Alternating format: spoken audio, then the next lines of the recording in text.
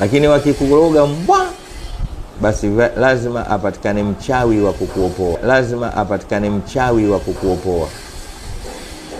Hii chukueni. Uchawi ushaingia sasa mwilini. Kabla ya dua fanya mambo. Ndio Uislamu kabisa. Alafu ndio usipinge hichi ninachokwambia, kimethibiti. Hujaiona hadithi ya Jabir bin Abdullah عند أبي داود سئل رسول الله صلى الله عليه وسلم عن نشرة.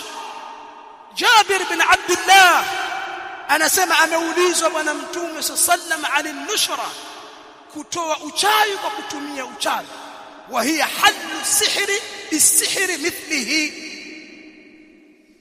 متوم يعني سمعي يعني sisi nani mwalimu wetu? Hebu tizama pamoja na uwazo wa maneno haya. Yani kuna Muislamu anaacha maneno ya Bwana Mtume sallallahu asikiliza maneno ya Sheikh wa mkoa. Wako Waislamu wa namna hii. Mtume sallallahu jawabu lake anasema, Jabir akasema huwa min amali shaitan. Jambo hilo ni katika amali shaitan. Jambo hilo ni katika amali shaitan.